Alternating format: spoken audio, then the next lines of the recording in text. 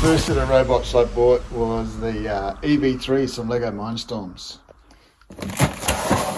With all my EV kits, I decided to put this laminated sheet on top with all the important pieces. All the little pieces go there. So when the kids pack up at the end of the day, they can try and sort the kits out so they kind of match the lid. Underneath the lid, I put a picture of what the robot's supposed to look like, because I give them all a pre-made robot, and that's what it's supposed to look like at the end. It shows you from every different angle what it's supposed to look like. And it's always been a bit of a challenge for kids to turn off their hub at the end of the day. So it shows you how to turn off the hub. And they're no longer supported by Lego because they got replaced with Lego Spike Prime. And I've got things inside the kit that resemble things like bionicle weapons and things that kids can attach to their robots. So I've got 10 sets of Mindstorms EV3s, and the main parts are stored in this box over here. So in this box, I've got another box, but all the robots are in there. So they kind of stay in here and transport quite well. I've got 11 robots, one I use for a demo. But all the robots can go in this custom-made tub that I've made. This comes out too, with a bit of Velcro on the bottom. And yeah, they sit there quite nicely. And I've had these for about since I started, so 7 years, and they've been pretty durable. The only thing I go through a bit of is the motors, and they're no longer available, so I stocked up and bought a few when they were available. I've got quite a few spare motors. I found some second-hand ones on eBay. There's also some cheap imitation ones from China which do the job, but they're not that good. So I've got 3 of these sumo wrestling boards, and 3 is good because then the kids aren't fighting over the boards. And I use them for sumo wrestling with the Spike Prime and with the EV3s. And I've made another video on how to actually construct one of these boards, how to cut it out and paint it. There's some little grey dots on this particular one, you can see. I've got the grey dots on all 3 boards, and they're to put cups on if you want to do a cup challenge where the kids knock off the cups as quick as they can using their robot. It's pretty challenging, and it's a good activity. So all my boards have got that. They don't really, the grey circles don't really interfere with the light sensor much, or colour sensor, so it's pretty safe to do circles on there that are similar colour to, or dark colour like black. This is where I keep all my cables, all my spare bits. I used a lot of these bits, so I bought them. That's the little bit there. They seem to get lost a bit, so I bought some of those. I like to buy my Lego from brickowl.com. They have lots of bits and pieces there if any bits need replacing. For example, I bought a couple more of these steel balls and sockets. I've found that pre-built robots like these ones that I've got here are the best for EV3, because EV3 is pretty hard to build with. So I give the kids a robot to start with, then they add bits and pieces like the sensors and motors in this tub and all their other bits and pieces for their battle bots or cup topplers.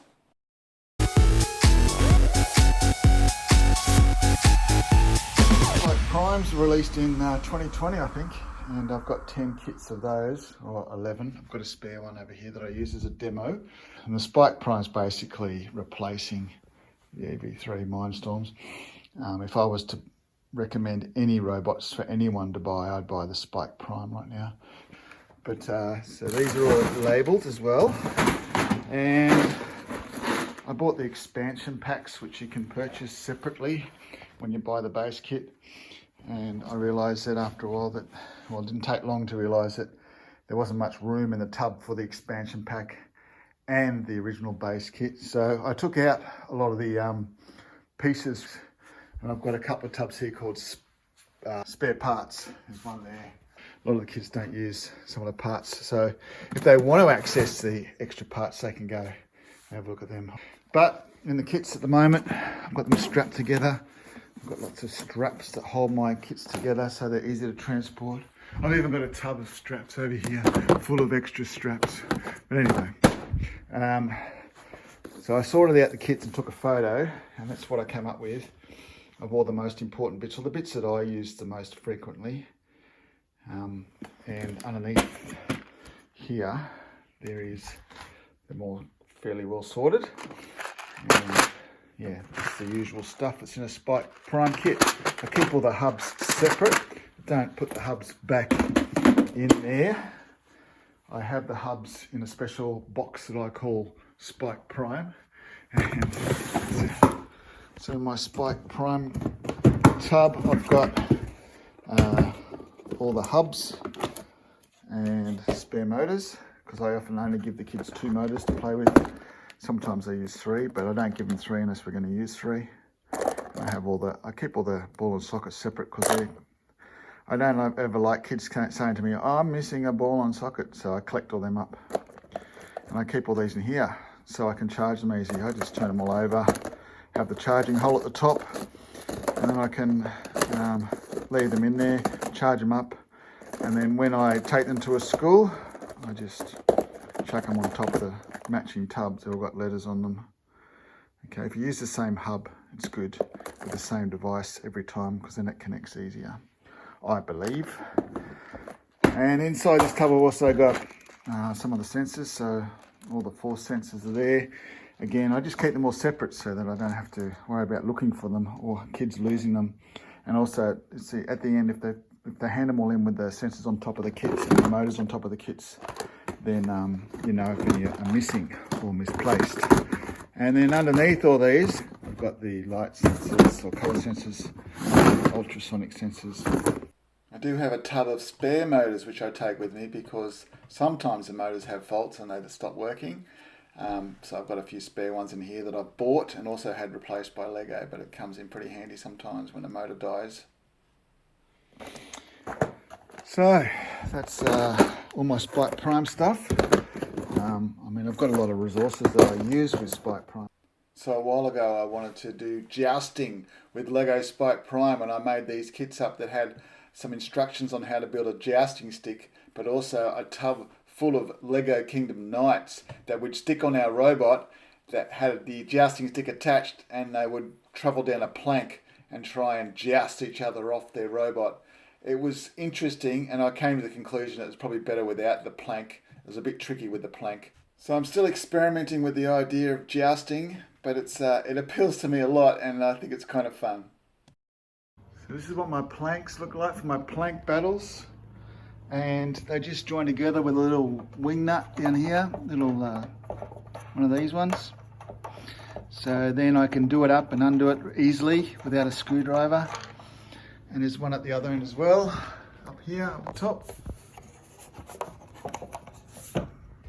So once those 2 bolts are out, I can pull it apart. And I just lie them on the ground end to end, like this. Put those 2 bits together. So I just put 2 bolts in.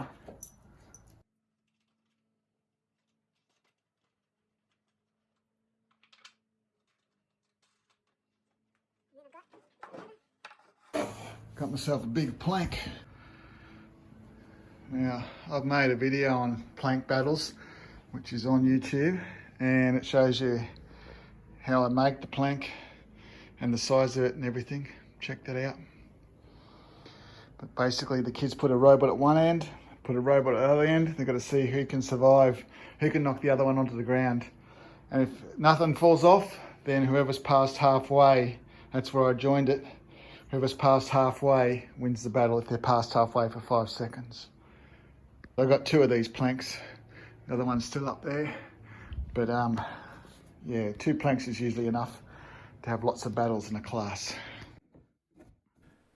I made these mini planks for plank battles. I mean, some people might think this is a bit extreme, but I use plank battles a lot. So I made these little planks, which are the same width and the same height as normal planks. And the kids can build their robots on those planks, and it's really handy. One of the first resources I made when I got my Spike Prime was to make a sort of a colour obstacle course. So robots could sense colours and turn different ways. So I made these pieces of timber with slots in one end, and they kind of hook together like this.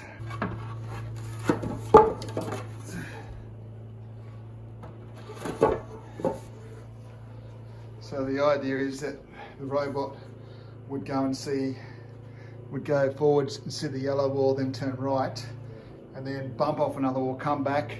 As it's coming back, it sees red and goes left and goes back to the start. This is the wall that they'd bump off. Put that one up the other end, and the robots would hit the wall and come back. I made it stand up by putting some legs on it like this, and a robot could hit that, and using the force sensor it would then press the button and go back the other way. I've got this little tub of Lego bricks, which is standard basic bricks, but they're all different colours, and the idea is that you can put those bricks on the top of these mazes that I made. And the mazes are cool because they've got graffiti and I've painted them, and they've even got lava. But the kids build a robot out of Spike Prime, and then they use the colour sensor to sense the bricks that are on top of the maze walls. And when it sees a certain colour, like yellow, it might turn right. Or if it sees another colour on another wall, it might turn left. And it's got to try and negotiate its way through the maze by seeing different colours. And that's one of I reckon it's one of my more challenging and interesting puzzles for kids. I've got 4 mazes, and there are certainly a lot of things to take into consideration, especially the size of your robot and where you place the sensor.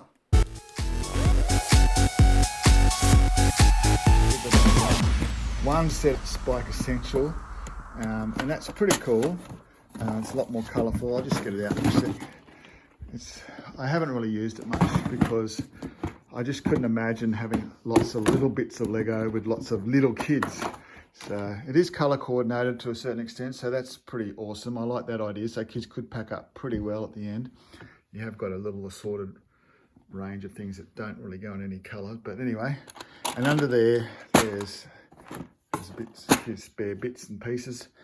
The motors are pretty cute and little, and the hub is little as well. It's only got 2 ports on one side, so you can just plug in 2 motors, or 1 motor and 1 sensor, and that's it.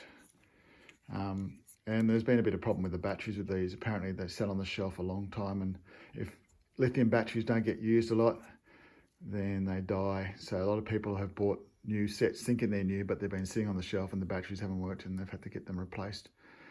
But the people at Lego Support are very good, and I've dealt with them a few times, and they've replaced parts for me, like hubs, in the past. So I recommend doing that if you're having any problems. I mean, if you buy something and it doesn't work, it should work, shouldn't it? That's the main reason why you want to contact them. But I haven't really got into Spike Essential yet. I'm tempted to, but actually at the moment I feel like I've got enough stuff.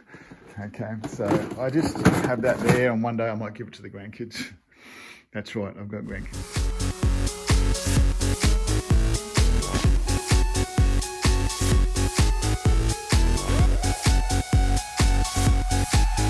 This is what a set of my Cubelets look like. Okay, so I've got a lid with all the pictures of all the Cubelets there, and they've sorted out the same inside the tub.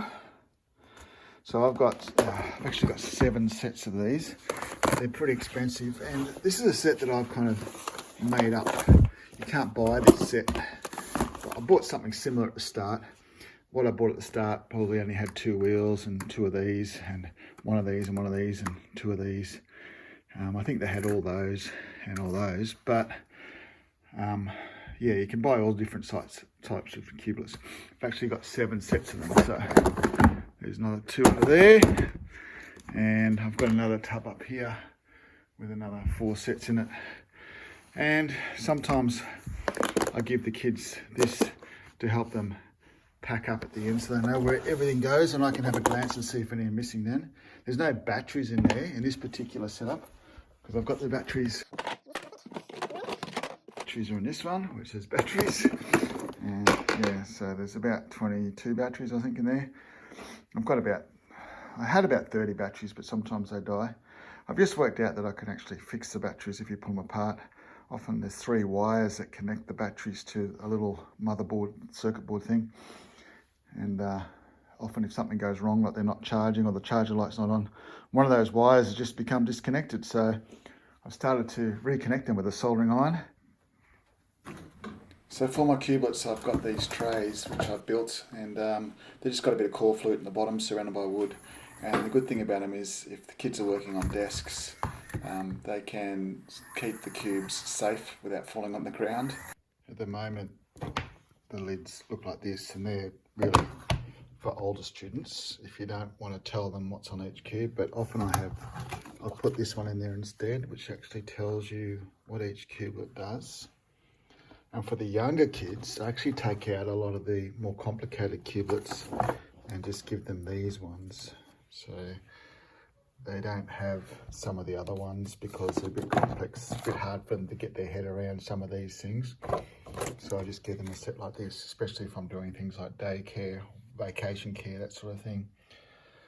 And for the real little kids, like the kinders, I might just give them a battery and a set of wheels and a sensor after explaining what they do. So they only have 3 cubes to start with, and then I give them another one, then another one, then another one, and they end up with about 7 cubes. I found that the little kids work better if they don't have to try and share a whole kit. If they'll just give them their own cubelets, then it's a lot better. The other resource I've got is I've got a whole bunch of Lego. So I've got 7 boxes of Lego like this, and the yellow pieces have magnets on them already. So the kids can make a robot and they can stick the yellow pieces on, and they can add a minifigure or whatever and get the person to drive their train or spin around or whatever. And they can even add extra wheels by using some of the other ones like this. You can put, there's 2 types of yellow ones. There's ones that kind of go on top and there's ones that kind of go underneath. So you can drive along like this. Yeah, so the Lego's cool. The kids love the Lego. And if it's really little kids, I just give them all 1 piece of Lego and 1 minifigure, and they can swap minifigures with me if they want. I'll use these boards if it's like high school students or someone that's sitting at desks, so that the walls help keep the cubelets on the table. But usually on the floor now, I just use a piece of cork flute. So I could even use one of my other boards that I use for something else, but the kids just sit on the floor with a big piece of cork flute like that and play the cubelets on there. Also got a few sets of these puzzle cards that I've made where the kids can collect some cubelets and try and make what's in the photo. And they're pretty cool. Often use them for races. Kids are in groups and they're trying to make a card. They might have the whole pile upside down, and they'll make one thing and they'll show it to me, and I'll say, yep, that's good, you can go to the next card. And they turn over the next card and they try and build what's on the next card. And every time they show it to me, I say, yep, next card. Or I say, no, it's going the wrong way, or you've left off the cublet, you're missing 1 cube, whatever like that. And then the same idea is these cards are for older kids. So it tells them to make something, make a robot that follows your hand. It doesn't tell them what cubes to use. They just have to try and look at the picture. And when they've made it, they turn over the next card, make a robot that moves in circles, and it has to look like this. So I've got 6 sets of those. So kids are in groups and they try really hard as a group to solve the cards as quick as they can. And when they solve them as quick as they can, if they solve them all first, then depending on their age, I mean, younger kids might end up with a tub of Lego after they've solved all the cards. The older kids could even end up with iPads, because there's an app on the iPad that you can control cubelets with. So they're pretty cool. Sometimes I don't give them the cards as a competition. I've got these other booklets I'll show you. Turn the cards actually into booklets, and the kids can just pick any one they want and just build whatever they feel like building without having to go through them one at a time, and just work at their own pace. So they're the same cards as these ones, but the kids just can pick a page and build what's on there. Yeah, so they're pretty cool. But they're targeted towards the younger kids because I've taken all the complicated cards out there. Still sell some of these cards on eBay. If you look for Cubelets on eBay, you'll find my cards are there somewhere, and you can buy the PDF and print them yourself.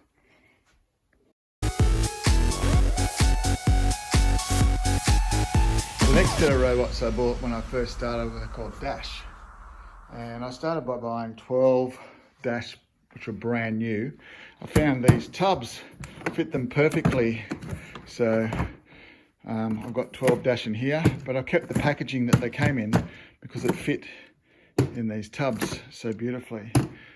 So I've got 12 in this tub, and this part came with the Dash when I bought them, but that you have to buy 6 brand new, which I probably wouldn't do again. Some of these I've had for 6 years, so they've lasted the distance. And although I have got 10 that don't work anymore, so you got to look after them. There's a few spares I've got up here. I've got another 4 in here. So I use this box just to transport 4 of them, and put the cone in there that I use. I put that cone in the middle of a soccer field and stick the soccer ball on top. So I've got 16 Dash, plus I've got a few more spares because I pick them up on eBay for a lot cheaper, because a lot of people in America are selling them for like $100. So I get them for about $150 Australian, and that's a lot cheaper than buying new ones. And I found with the Dash, the most common problem that makes them stop working is one of the wheels might stop working or something. So if I've told the kids now, I tell the kids, don't push the robots. It's tempting because they've got wheels to push them like a car, but I found that's what broken. And since I've been telling kids not to push them, hardly any have broken.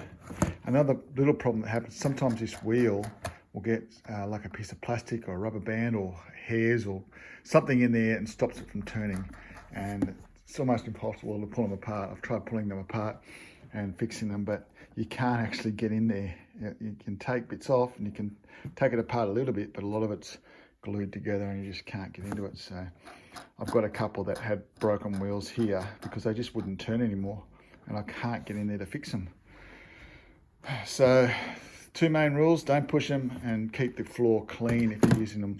Never use them outside, always use them on carpet or a hard floor. They tend to skid around a bit on like a basketball court or something. It's best on short carpet.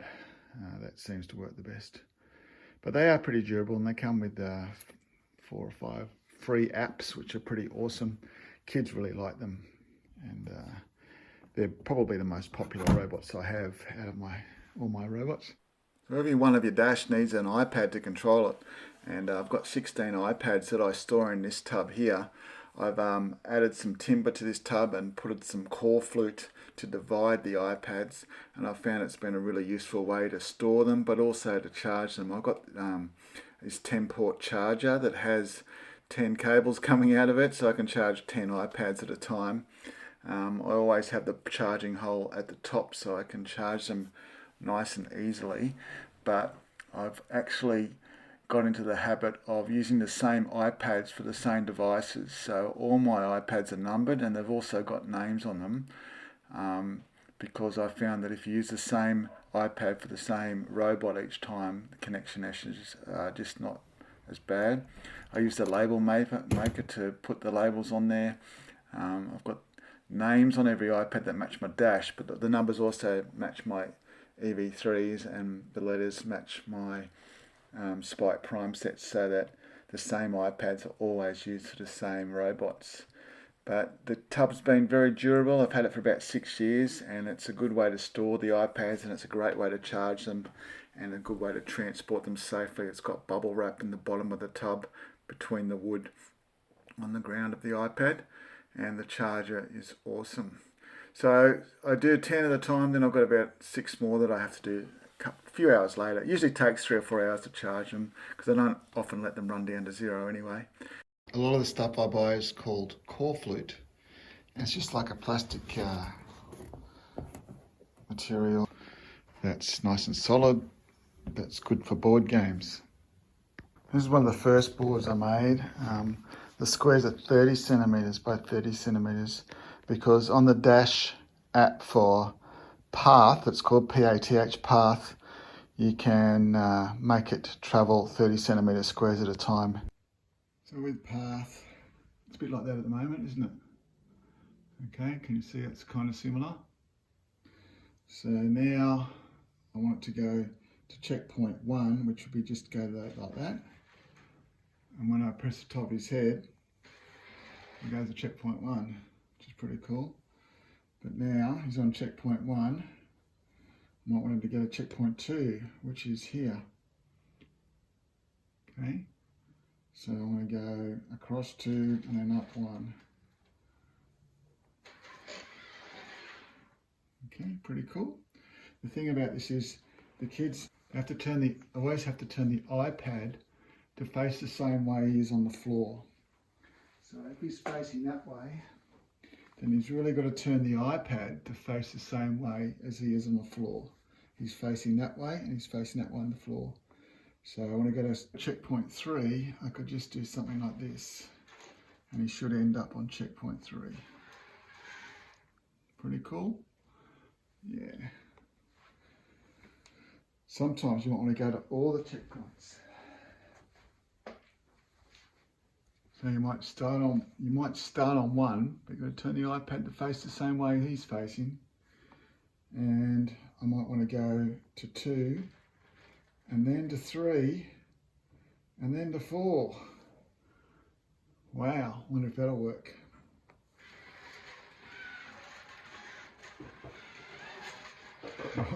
Pretty close. Just touched the lava, so it means I burned my wheels a little bit, but you know, it's pretty good. So that's why I designed this board to start with, to use with Path.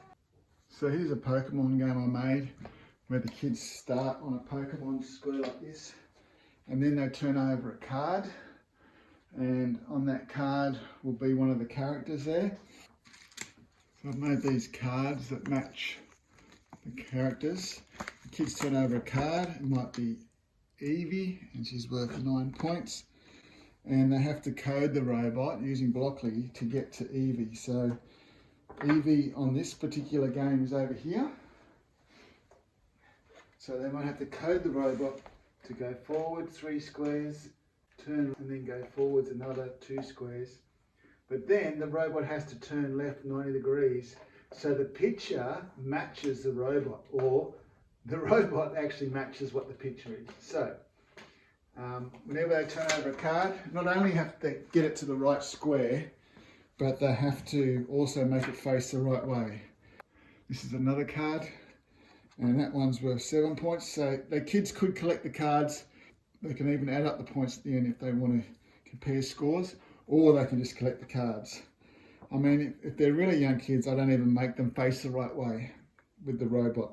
But for this card, if you're going to play it properly, it's got to go to the 7.1 called Ampharos, and Ampharos is over here. So you could just drive him there, and if he's facing the right way, then you collect the card. If you don't quite make it to the right square, then you don't collect it until your next turn. And if there's another person on the board, they could have their own robot and they could be trying to collect their own cards. Or they could both be competing against the one card. Who gets there first. So the kids are just starting with a blank project and they're making it move forward 20, 40, 60 centimetres at a time. Okay, or up to 100 centimetres at a time. So the thing is, sometimes it might not make it exactly to the right square that you're on. So when you press play, it might go to a square, but you might think it's not really on the square. If it's mostly on the right square, or more importantly, if the light is on the right square, then the kids can collect the card. If the robot's facing the right way, the robot has to face the right way for this game. Okay, so it's pretty complicated. They've got to get to the right square and they've got to have the robot facing the right way. If it's like this, if it's not quite on one square or the other, whatever square the light is, that's the one you put it in the middle. You can put it in the middle at the start of every turn. If it goes right off the board like this, then you pick it up and you put it on the closest square. And if it's the right square and it's facing the right way, you can collect the card. Okay, so if you're going for this one and it went too far, then you can still pick it up, put it on the closest one, and because it's facing the right way, you can collect the card. Okay? So that's a pretty cool game. Every square is 20 centimeters. In fact, I made all my games 20 centimeters after that first one. So for this one, they start wherever they like, and then they turn over a card, and whatever card they turn over, that's where they've got to head. So this one's the Black Panther, so then they have to just code it to go forwards 20, 40, 60, turn left 90 degrees, go forwards 20 centimeters, and if it's on the right square, they collect the card. Okay? Like the other game, you can have two robots on there, and you could both be competing for the same card, or I found it better as if you have one pile of cards for one person and one pile of cards for the other one, and they just go as fast as they can to try and get their card. And it doesn't matter, they don't even have to wait for the other person because they've got their own cards to go for. Another game I've made is with Minecraft characters. For all these games, I've just done an image search on Google and printed out my own cards. I don't sell the pictures, I'm not allowed to sell them. I'm not allowed to even reproduce them, so I just found my own images and I just printed them out on 20 centimeters by 20 centimeters. Well, actually I did about 19 by 19 centimeters squares. Put the image inside that, print them out, cut them out, laminated them. And then when I stuck them down, I stuck them about half a centimetre apart, so they ended up being nice 20 centimetre squares by the time you put the tape on top. This one you start wherever you like. And for this game, you'll notice that there are coordinates on the board. There's A, B, C, D along the bottom, and there's 1, 2, 3, 4, 5 up the side. So when they play this game, they actually roll 2 dice. And if they roll something like 5C, they've got to go to the square that is in row 5 but column C. Okay, so, and what they do is they roll the dice, they put a coin on the one they roll, and then they go and try and collect the coin. Okay, and then they roll the dice again, and they might get up with 3A, so they've got to go to column 3, row A, which this time is the phantom here. So they have to go from the one they got to the phantom. Every time they roll the dice, they've got to put a coin down and they've got to go try and collect the coin. And like the other games, you could have 2 robots on there both going for the same coin, or you could just have 2 robots both with their own sets of dice rolling them. Sometimes it says to choose, they can choose a column because there's 6 sides of this. And there's only 4 columns, so I made it, they could choose A or B if they roll that side, or they could choose C or D if they roll that side. And with this one, there's only 5 rows, so the last row I put roll again, so they just roll that dice again. If they don't, roll a 1, 2, 3, 4, 5, they roll again. Yeah, so that's a pretty cool game. They roll the dice and collect the coins. And the last game I made was another Minecraft game where I printed out some squares that matched a Minecraft kind of pattern. And I made this one. This one's a little bit more free choice. So this one, kids can start on any square they want. And then they can put down some of these cards, which are these things that you might collect in Minecraft. So you put them wherever you like. You might want to put the diamond on the diamond one. And then I've got a dice here, and they can roll this dice and they can go collect the thing that they've rolled. Sometimes they just collect that thing and then they put it on another square and they go and they roll the dice and they go to a different thing. So they've always got 6 things out there. To try and collect the one that they roll is pretty challenging sometimes. And sometimes they even roll 2 dice. So they've got to try and collect one thing, then another thing. Okay, so in this case, they might go and get the apple first and then the chest. Okay, so that wouldn't be too hard on that one, would it? Another little twist for this game, you can say you've got to collect the things, but you're not allowed to go on the orange lava squares. Yeah, so it's a little bit more free choice.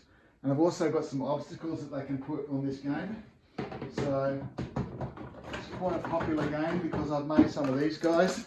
I've got things like Endermen and zombies, and I've put a Lego Duplo block on them with a screw.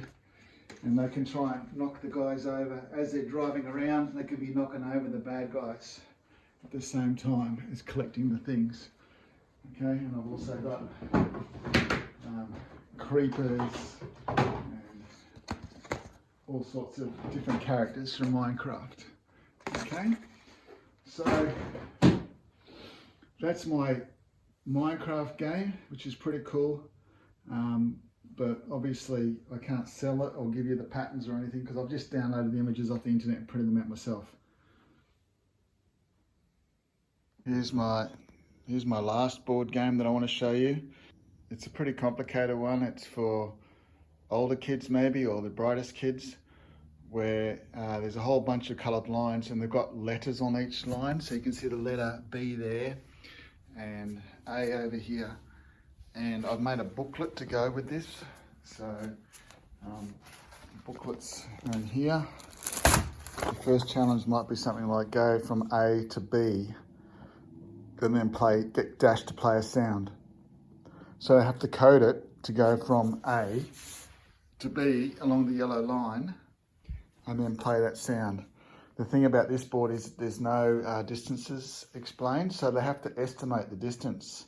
So they might start down here and they might go forward, it's like 70 centimeters, and then do a right angle 90-degree turn and go forward another 90 centimeters to get to B.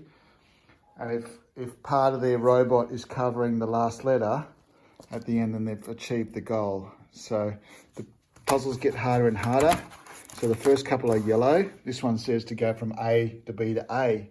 So they go from that corner and then to B and then back to A. And they could even go around in the rectangle if they wanted to. And then you've got to play this sound at the end. So then some of them are blue lines, they're a bit trickier. There's still right angles with the blue lines, but there's a lot more turns involved. And then they get even more complicated.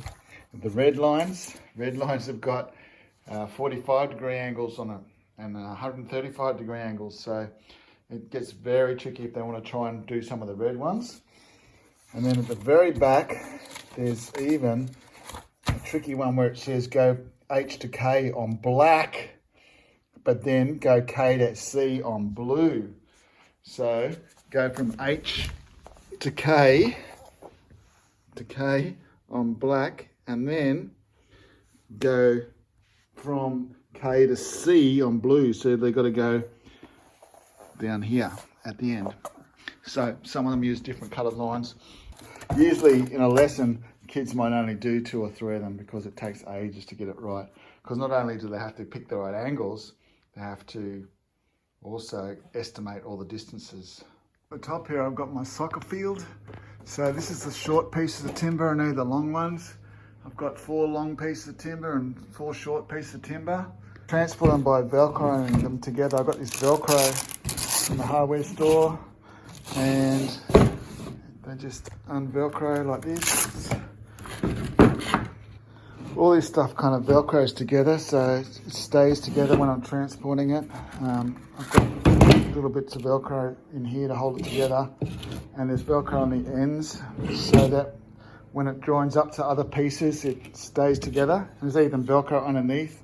So sometimes it's on carpet. If it's on carpet, the Velcro helps it stay in place on the ground. If it's not on carpet, I have to blue tack it to the ground, which is a bit of a pain, but it works. So I've got certain spots around the field where I blue tack it. So the stickers took a while to master. When I first made the soccer field, I didn't have any advertising on it, but then after a while I thought advertising looks cool, so I'm going to put some advertising on there.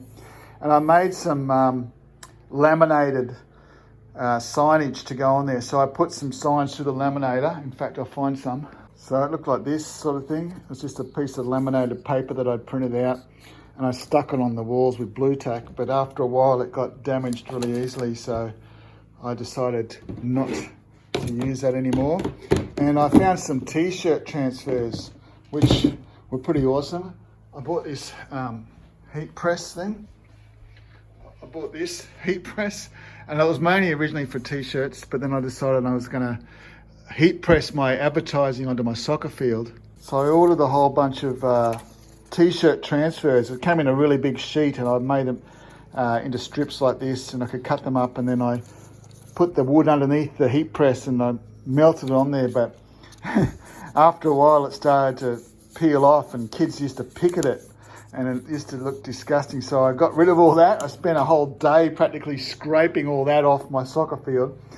And then I realized I had a color laser printer, and I bought some stickers, and I could print the advertising onto the stickers from the color laser printer. So that's what I've done now, and it's been on there for a couple of months, and it looks quite good still.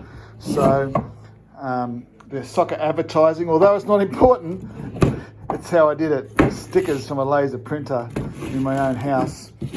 But the soccer field all sticks together. I've got letters on each piece of timber that join up with the same letter on another piece of timber. And I've got a couple of soccer goals over here. They kind of are attached to each other with Velcro. You put a soccer goal at each end, and then the rest of it is joined together, because there's 4 pieces of timber up there that are joined together, which I'm not going to get down now because I can't be bothered. But yeah, they're pretty easy to transport because they're Velcro together, and they make a nice big soccer field about twice the length of that. It is a bit of an effort to set up the soccer field, but what I really like about it is that it is a confined space, and all the kids can sit on the outside of it, and all the robots can stay on the inside, so it keeps the whole workshop very controlled and organised and safe. So at one stage I bought a whole bunch of Lego empty tubs, and they've become very handy if you put things in there that belong to the robots. Like this tub, I just have a few things in there to do with sanitising and keeping the iPads clean and keeping my hands clean. So I use that tub, take that with me every time I use my iPads, so the kids can have clean iPads to use, and it's always handy to wipe my hands down at the end. But I've also got, in other tubs, I've got this one, for example, that has all my bad guys in it. I made all these bad guys by downloading images off the internet and printing them out and laminating them and sticking them on core flute. I mean, I can't sell or distribute these images because they're all copyrighted, but you could find your own pictures, stick them on core flute, and maybe stick a Duplo block to them so they balance when they put them on the ground. The kids love knocking them over with their robots. They're pretty cool targets for kids to knock over. I've also got another tub over here that's just called Dash because it's got all flags in it that I use. So I identify all the robots individually by having flags, and that way the kids can see whose robot is whose when they're driving them around easily. It's pretty hard to tell otherwise. Inside this tub has got some pieces of timber that I use to finish off the soccer field. So I put a piece of rounded timber in each corner so the soccer balls don't get caught in the corners. And I also have a couple of pieces that I stick on the sides of the field. Just these 2 long pieces that help hold it together and keep it solid. So it's just got a couple of bits of Velcro on those, but these corner pieces are very handy so the soccer balls don't get caught in the corners of the soccer field, and they sort of roll towards the goal when they hit them, which is pretty cool. And here's a cup that I made called a Catch Me Cup, and I put that on one of my robots and I drive it around, and the kids try and catch Robot Man, and if they catch me lots of times, then I might put it on their robot. I like being organised, and I like using lots of black tubs, and I find that the more black tubs I have, the more organised I am. Nearly every time I use Dash, I use this tub of laminated things, and the main thing I use is the lava. So I throw lava in the middle of the soccer field, and the kids have to avoid the lava. Every good game's got lava. And I've also got these checkpoints, so I might scatter a few of those checkpoints around the soccer field, and I say, if you're a good driver, see if you can park on a checkpoint, and then see if you can park on all the checkpoints.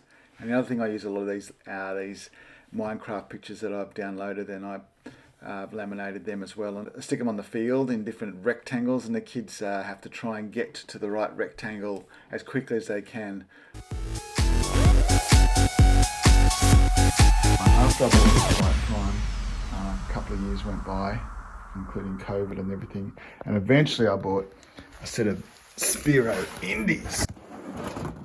Sphero Indis are pretty awesome. I've actually got 11 of them. So they come in This is the charger case, and I usually leave them all in the charger case so I can charge them up easily for the next group.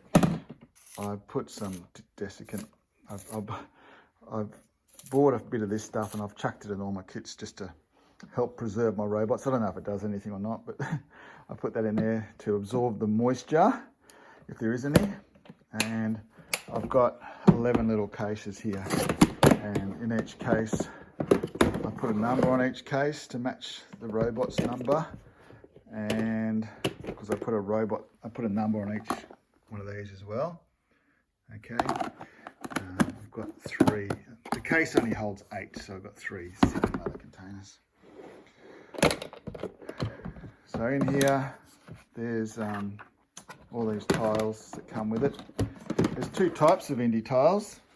You can get the silicone ones like these, which are awesome, or you can buy a set which is dodgy and it's got cardboard tiles. So make sure when you buy these, you buy the ones with silicone tiles, and that's the educational version. The other version is called a home version. I made this, which kind of tells you what happens when the car hits certain colours, which directions it goes to. So that wasn't in there. I had something else in there that's pretty dodgy. I'll show you.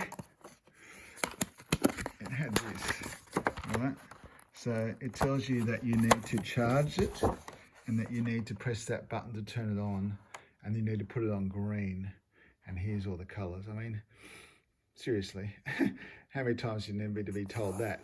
I don't know why that's in there, because once the kids play with them for 2 seconds, they know all that stuff, but they forget the directions some of the things go. And I've also put this here to show them how many tiles of each colour there are, so they can sort them out at the end, hopefully make them look beautiful and stick them back in here. And I used to collect the cars and put them in here, but then I had to open all the cases and get them out the charger. So now I just tell kids to bring it out the front. If you haven't seen Indis, check out my shorts. They're pretty, my YouTube shorts have got a few videos of Indis and they're pretty awesome. They're really good for sort of grade, I reckon grade 1 to grade 4. But, you know, they advertise them for younger kids, but I think I've had older kids still really enjoy them because you can make them very challenging. I've got 10 of these large grids, which basically are just 20 centimetre squares that I've used electrical tape to make. So they fit the tiles on that I bought for the Sphero Indis nicely, so the kids can work in their own space and they don't kind of overlap with other kids and don't get in other kids' way. So they're really good. I found them awesome. The kids love working on them with the Indis. Another thing I've done is made these puzzle booklets. They're just laminated cards. I sat down at the computer and I actually made some puzzles on a board, and then I took photos of them and then made them on a computer and then printed them out and laminated them.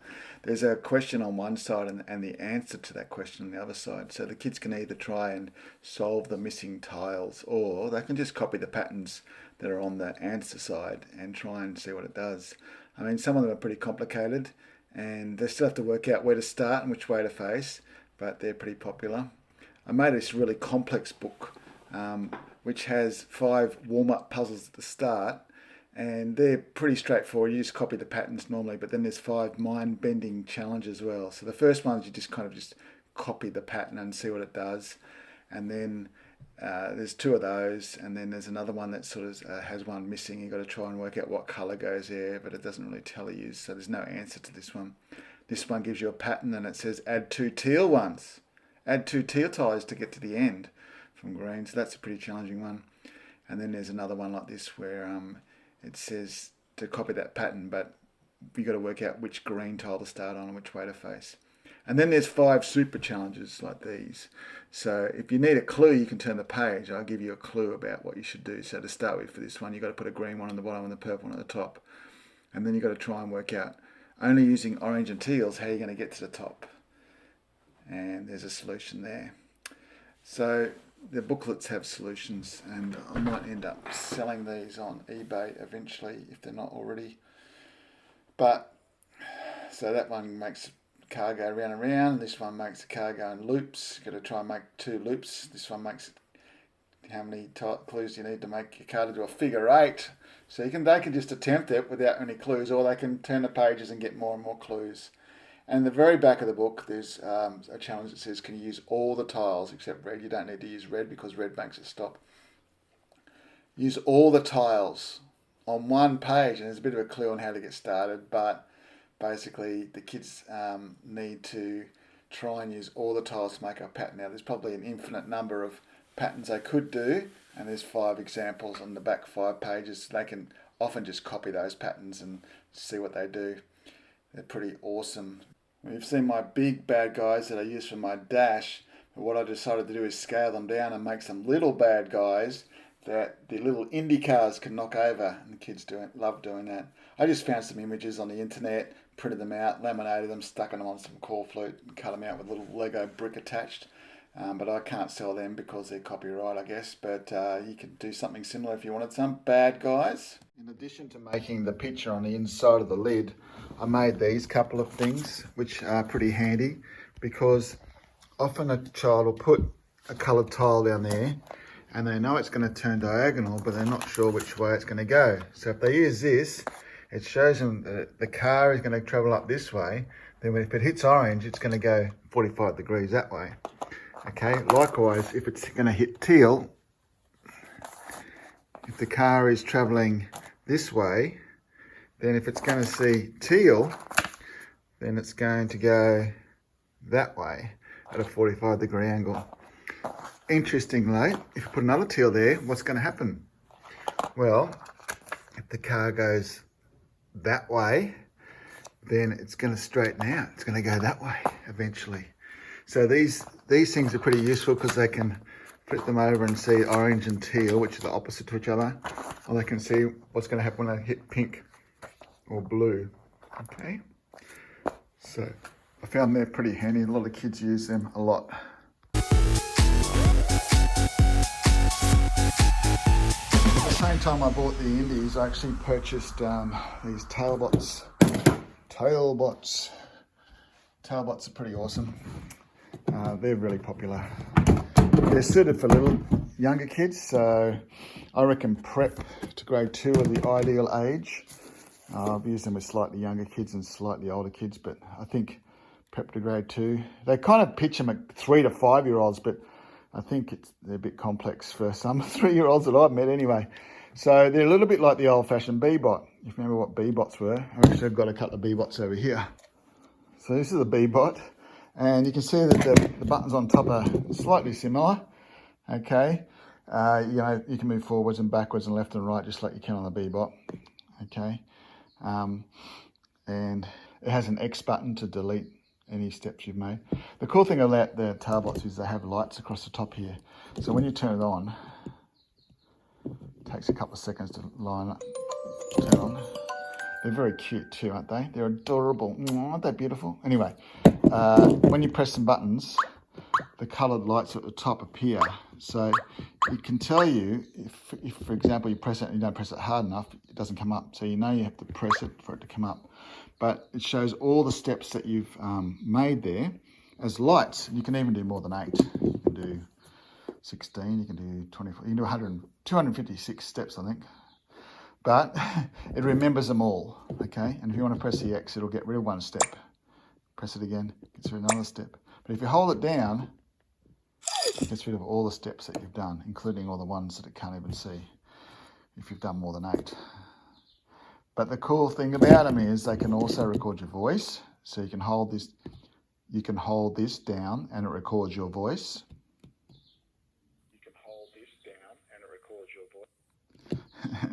So if you press play, it plays it even louder. You can hold this down and it records your voice. Yeah, you've got to remember to hold it down for the whole time. You press X to forget. And the other cool thing is they do dances. So you can press that and it'll do a little dance. You can get it to loop commands as well. So whatever lights you've got up there, you press that 2 times, it'll do all the lights twice, that sort of thing. Which is pretty cool. And they're charged by USB-C, so they're pretty awesome. They've got a lithium battery built in. Tailbots are pretty cool because you can remove the ears and you can have all sorts of attachments as well. So you take the ears off, and I've got another box under here. It's got a heap of attachments. So you can add something like an arm like this to the robot and that sort of thing. It is pretty similar to the old B-bot, but I find that it's far more engaging. It's got colour sensor under here, so it can recognise all sorts of things, which I'll show you later with the resources part of this video. But yeah, it's a big step up from the old Bebop, and it's a lot quieter too. It does talk a fair bit, but it's a bit hard to hear it sometimes in a classroom setting. That's probably my only criticism of them, is that they're a bit hard to hear. But I've got 12 of them, and they're very popular. Often I use them in groups of 2. So I've got one between 2. And yeah, they're pretty easy to turn on and off. I always get the kids to replace the orange ears at the end, so I can charge them easily when they're back in the case here. With the charger hole up, I can just put my chargers in there. When I first bought the Tailbots, it did come with a few mats, and I built this folder thing that holds the mats. So this is a pretty popular one. It's just a simple town, and you put the robot on, always put on the face to start with. So you tell the kids put it on the face to start with, and then it knows what board it's on, and then you can get them to drive around the town and collect people or whatever they want to do. So it's sort of a free play one, that one. There's a zoo one, which is quite common. I say it's common because it comes, I think it comes with a Tailbot when you buy a Tailbot. But some of the boards you have to buy separately in that activity box. So a lot of them, you put it on the face first, then you have to make a choice. And you can choose this one. This one just sort of tells you a story. So it tells you to put on the start, and then it will just travel around and talk about all the animals. And this one, code often means that you have to do what it asks you to do. So you put on the start and it says, let's go see the elephants. So you've got to code it to go see the elephants. And it says, now we've seen the elephants, let's go see the bunnies. And so you go and code it to see the bunnies. So coding sort of gives you a bit of a challenge to do. And then creation just allows you to drive to whatever one you want. And it'll tell you about that animal. So it's more of a free play, the creation one. So a lot of the boards have got these sorts of things down the side where you have to make a choice. Like this one here, you put it on the face first and you make a choice of a shape. And then you put it on one of the goes, and you've got to try and drive to that shape that you chose. So they're pretty cool. So this all came with the activity box, I believe. So you put on the face, pick a colour, and then put it on start and go to that coloured vegetable. They're pretty simple. I mean, the most confusing thing about Tailbots is people get their lefts and rights mixed up, so that's pretty confusing. This one's pretty cool. It's a music chart, so you can put it on the face first. And you can actually turn your robot up if you drag it up here, and then you pick an instrument, and then you can put it on some notes, and then after you've stopped putting on notes, you can press play and it will play the song that you've chosen, which is pretty awesome. So it's good for kids that are musically inclined. Let's try it. Let's try this one. Turn it on. Okay, put it on the face. Welcome to Tailbot's Music Park. And you can turn it up. If you drag it on here. Then you pick an instrument, like saxophone.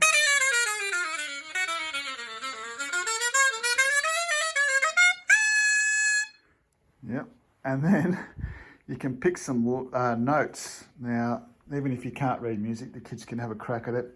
But basically with music, these are sort of the shorter notes and these are the longer notes. So I like to use the shorter notes because it's quicker.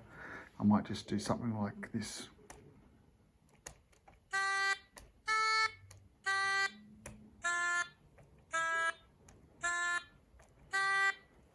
Okay, and then when you want to hear it, you press play.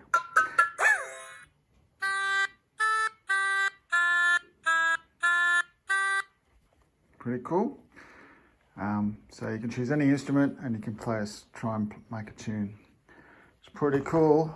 So let's try another one. This one, Hardworking Bee. Hardworking Bee.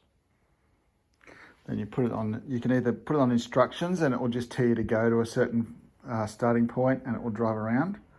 or you can choose code and it will tell you to go put it on any coloured go and try and go to all the flowers of that colour, which isn't that challenging, but it's okay, I guess. Then there's the sensors one. This one's called sensors. Hi, everyone. Do you know which parts of the human body are responsible for our 5 senses? You got it! Our ears, nose, mouth, hands, and eyes. Please take me to any of the 5 organs on the map. So, Something fun will happen.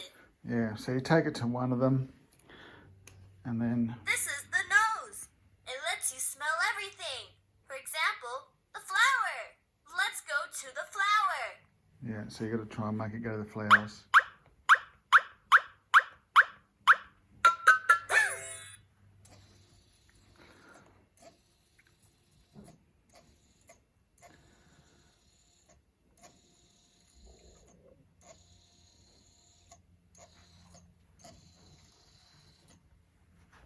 Doesn't the flower smell good? Yeah, so then you pick it up and put it on another sense. This is the eye. It lets you see everything. For example, the stars in the night sky. Let's go to the telescope and look at the stars. So let's go telescope. Forwards, left, forwards, forwards, forwards, right, forwards, forwards.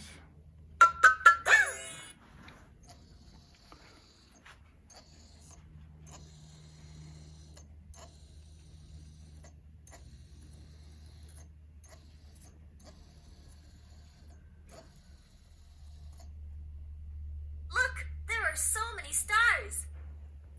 Anyway, they're pretty cool boards, but in this sort of environment, it's very easy to hear. But in a noisy classroom, the instructions are very hard to hear. So that's why I made my other boards. I made a series of mazes, and the squares are 10 centimeters by 10 centimeters.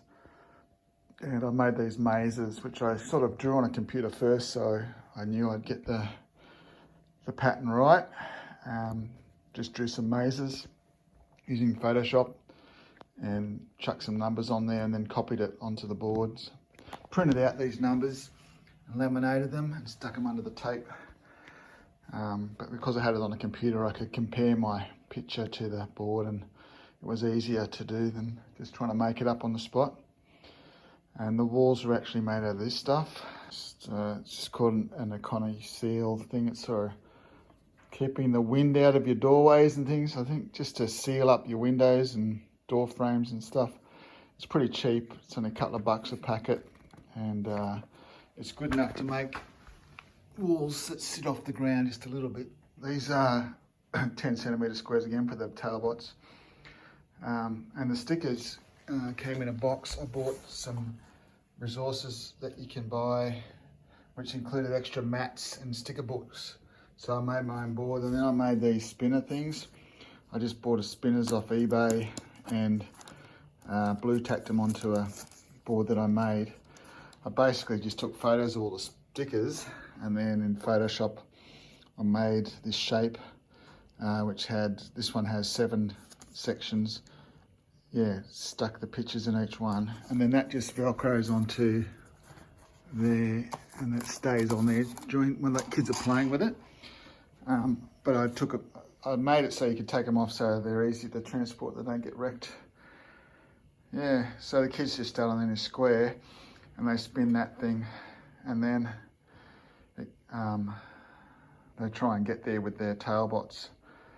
And when they get there, somehow the tailbots recognise the sticker, and they say something like horse or hen.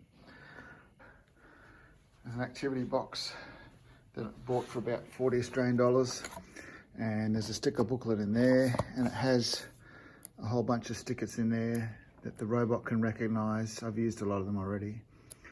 You can stick them on a board, and the robot you can make up your own boards like that. And after a while I realised they're pretty cool, but then what I wanted to do was make it a bit trickier. So they start on go, and then they spin the spinner, and then they have to they have to make it drive to whatever they spin up. So in this case, spins up the donut, and then they have to drive the robot to the donut by pressing the arrow keys and whatnot. So the wood just sort of makes a bit more of an obstacle for them, and makes it more interesting. And it's good to have a starting point. I didn't used to have a starting point. I used to let them pick the starting point, but I think it's better to have a starting point. Yeah, so that's all just electrical tape on core flute with the stickers that came with it. But I mean, you don't even really need to have the stickers that come with it. You can have whatever you like on the squares, because I found it. The stickers are cool because it'll read the sticker and say what's on the sticker, but usually in a noisy classroom, it's pretty hard to hear them. So I'm going to be making some Minecraft ones soon, where I've got Minecraft squares all over the board, and they've got to avoid the lava and maybe go get the creeper or something. Now also in the Talbot box, I've got a heap of Lego. So I've bought all these Duplo people. I've even bought plastic coins because kids like to collect coins. So the robot drives around and collects the coins or pushes some blocks around.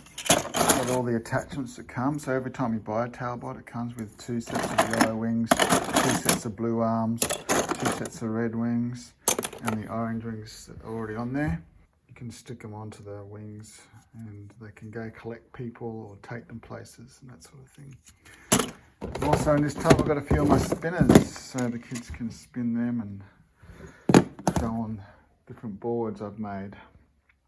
So you saw these boards already.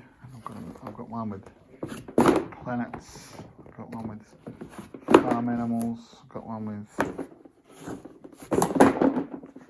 like princes and princesses and swords and monsters and stuff. So they're pretty cool as well. That's all my Talbot stuff. Talbots are awesome, kids love them. And I've just started using my mazes that I've originally made for my Spike Prime colour sensing robots, but I've divided some of them up into 10cm squares, and now the Talbots have to escape from the maze. So they are pretty awesome, the Talbots. The main thing the kids have to know is they have to hold the button in for 2 seconds to turn them on, and then hold them in for 2 seconds to turn them off. And they can record their voice, like I showed you, but one of them stopped working with the sound, and I think it was because a kid was screaming into it. He was actually pressing this down and screaming a long time, and then I think it wrecked it. So when the kids record their voice, they can just talk in a normal voice. They can just talk in a normal voice. And when they press play, it comes up pretty loud anyway. They can just talk in a normal voice. Yeah. One thing I forgot to tell you about Talbots is that when you first buy them, it comes with this card, and you can decide whether or not you want it to go 10cm squares or 15cm squares. So if you had a lot of the Bebot mats and things, you could code it to go 15cm squares and use all your resources that you use for Bebots.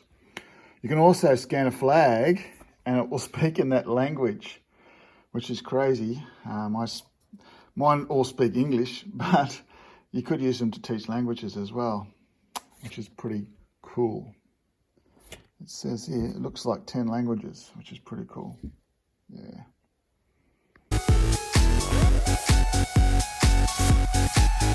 So recently, I purchased some Coding Express robots. And I bought the Coding Express and the Indies and the Talbots all from the same place. I found a good supplier online called CD-Soft, and they've been really good at helping me out. And so I recommend purchasing robots from them if they've got what you want. So Coding Express came in a big box like this, and it's got lots of bits and pieces. It's basically Duplo trains. And what I did is I bought one to see if I liked it, and it was pretty expensive. It was about $450 for a set, and it came with lots of stuff, and it's pretty awesome. But I already had a fair bit of track and stuff. I actually bought other Duplo train track at some stage, thinking I might use it. So I found some other trains which are similar, and I found them in like Kmart for $100. So I got 3 trains from Kmart for $100 each, and I bought 2 sets of these, and then from that I've made 5 kits up. So I've got 1, 2, 3, 4, 5, and in these kits I've sorted out the most important pieces. I bought these tubs, which are a little bit hard to open, but they're good size. Put these pictures on top, so when the kids pack up, they can put 8 people up there, and they put their trains on here, and these important coloured bits on there, so that I know that they've got all the important pieces. And in the tub, I've given them a board like this, and it explains some of the important pieces. So when they pack up, they put 2 of these gates sitting on top of there, and this part on there, and 2 of these bits sitting on there. So the kids have all the important pieces. This is one of the train carriages that goes on top. And this is one of the extra trains I bought, okay? But the main thing is it's got this green button underneath. The downside is they take AAA batteries. So I've got rechargeable batteries in there, hoping it's going to be all right, because guess what? I haven't even used them yet.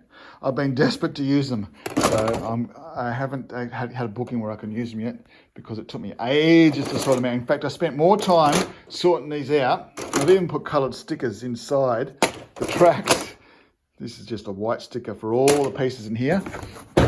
This is the white box with the white stickers. So all the pieces have got a white sticker on. So if I find a piece on the floor, I can chuck it in the box. I know which box it goes in without having to work it out. The pieces I was talking about, that when the kids pack up, they'll actually put the coloured pieces on top of there, okay, and the carriages and the people. So I know that they've got all the bits they're supposed to have. So that's the basics of every kit. And my plan is to have 5 of those kits spread out sort of in a circle. And in the middle of all those kits, I've got this tub in the middle, and it's full of Lego. So that's going to go on the floor, on a big blanket in the middle, and the kids can just help themselves to that. It doesn't really matter about those pieces, because I can't make 5 identical kits with all the same pieces. It's just impossible.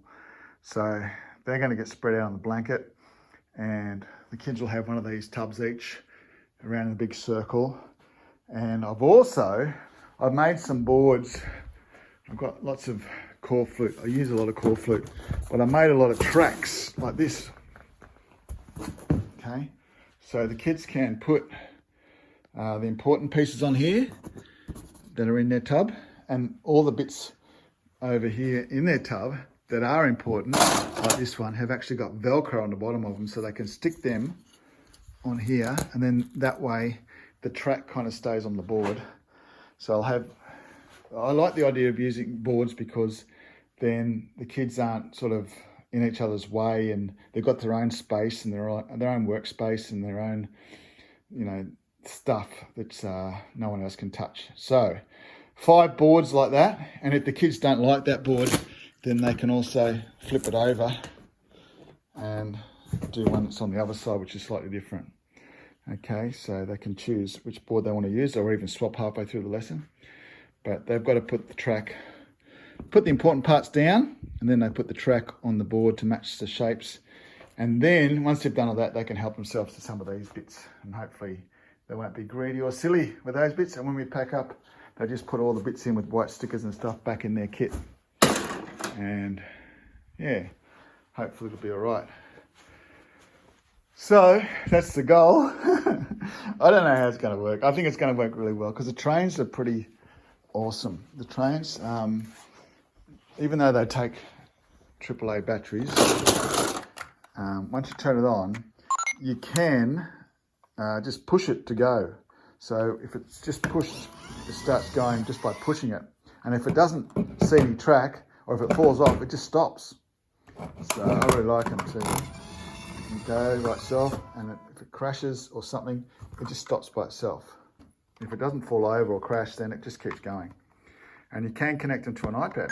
So there is an app you can use that allows you to connect them to an iPad too, if you really want to. Cool thing about them, they call them coding express because you can put these pieces on the track, and it's technically it's kind of coding them because you're telling them if it sees green, then it's going to go in reverse. If it sees yellow, it's going to play a sound. Okay, so they work out what all the colors do, and then they put them on the track and get them to do what they want them to do. Pretty cool stuff. Good for little kids. I'm really keen because a lot of my work is with vacation cares with 3 to 4 to 5 year olds, and I think I really like that sort of stuff. And two of my most important things that I take to every workshop, whether I need them or not, are my TV and my trolley and my coffee machine. So that's all my robots and all my resources. Which robot do you like the most? Tell me in the comments, and check out the rest of the videos on my channel. And if you haven't already, please subscribe.